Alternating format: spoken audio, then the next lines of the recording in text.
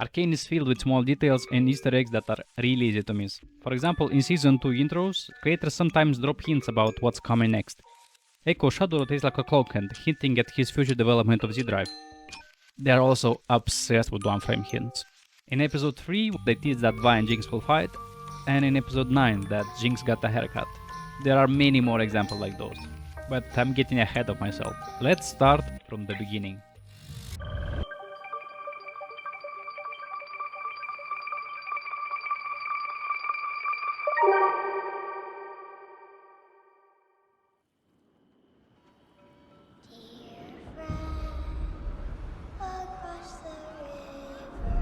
This song is likely a reference to the piltover, which separates zaun and piltover.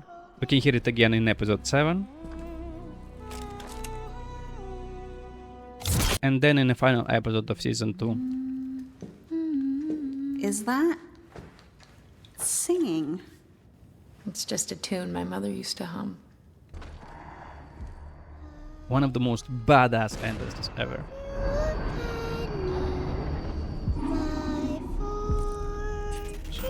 Those scribbles make me think this is one of the Jinx memories, as they only appear during her PTSD moments. Additionally, since they change with every frame, it's difficult to see each one clearly. So here are my screenshots. They look amazing.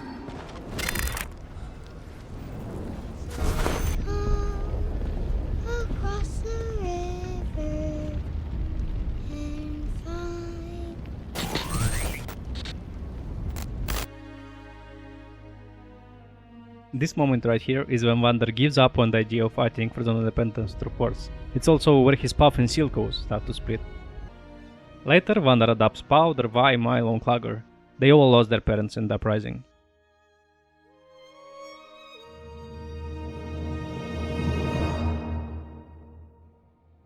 In the intro, at first, all the statues look like they're being made by magic. Check out how the rough stone behind the young Vi statue morphs into powders, or how Viktor's rough carving transforms into this polished version. But then Silco shows up, and suddenly stone chips start flying everywhere around the statues. It's like the whole process of carving gets messy, and Silco exposes that raw chaotic side of it.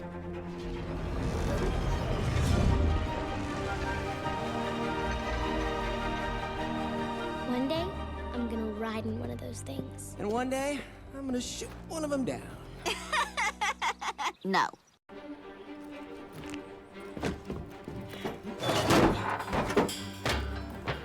Milo has this strange habit of writing his name on things, and this definitely won't be the last time we see it.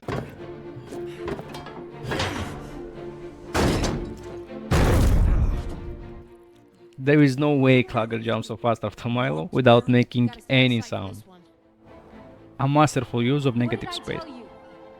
In animation, negative space is a technique that utilizes empty area around the subject to evoke feelings like uncertainty, insignificance, or fear.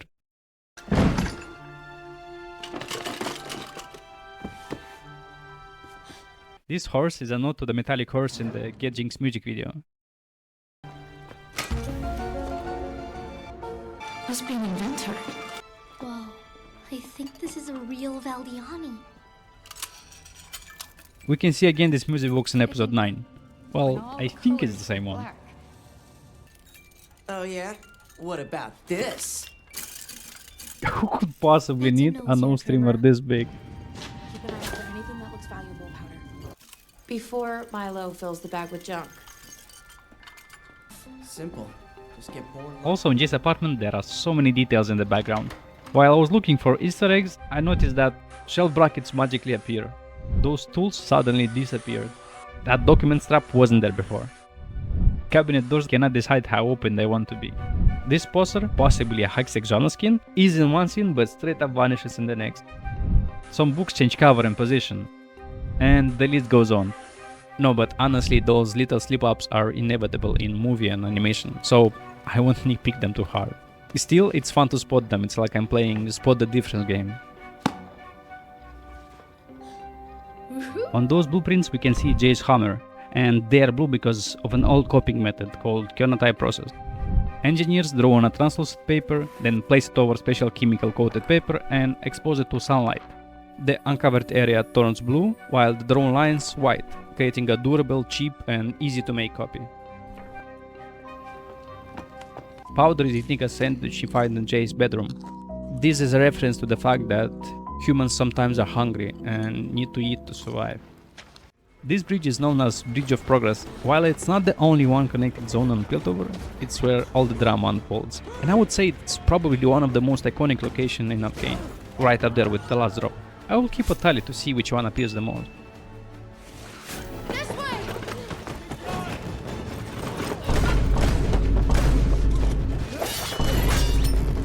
Man, not again. I just got this shirt.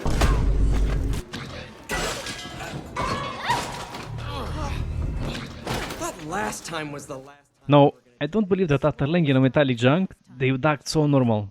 I took the initiative and created a more realistic outcome for that slide.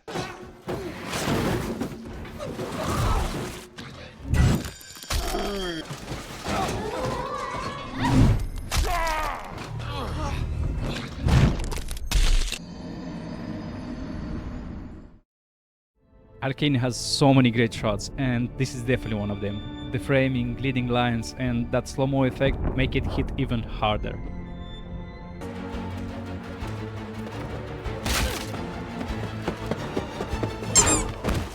Come on, Bowser. I need you. This guy has zero survival skills. He's just staring at a potential dangerous bomb instead of kicking it away or taking cover.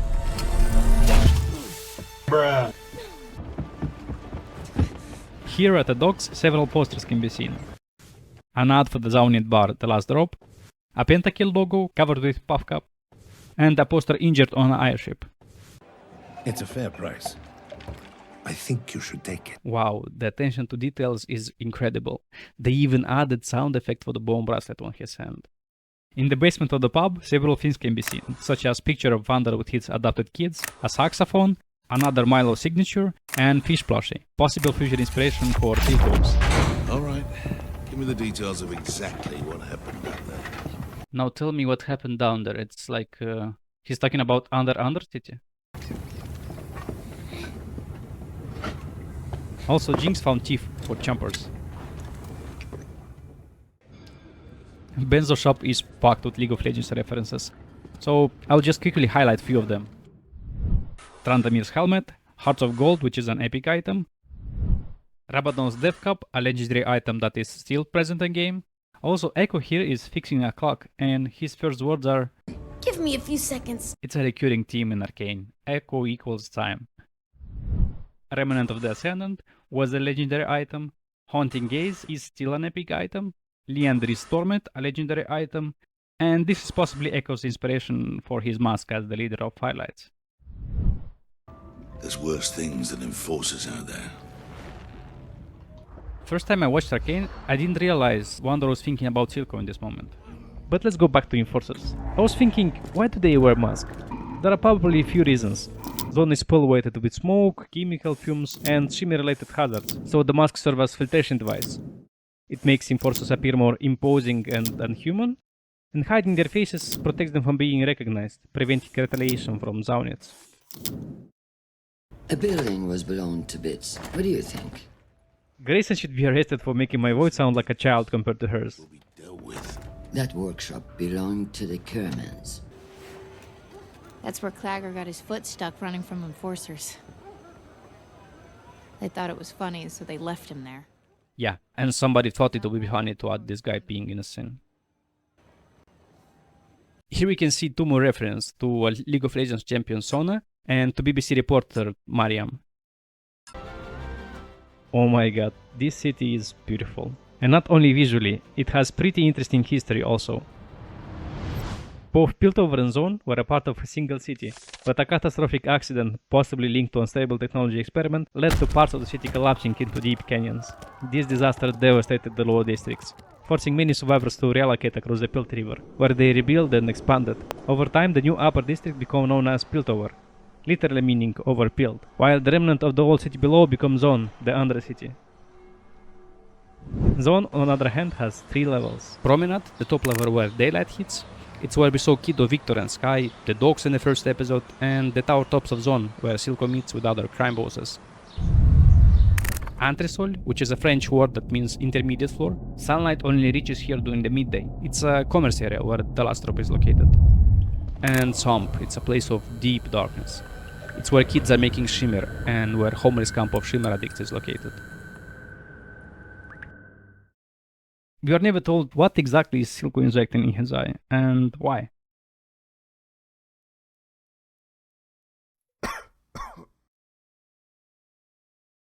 In the first episode, we can already see Rio, the dragon-like creature. He is crucial for the development of Shimmer.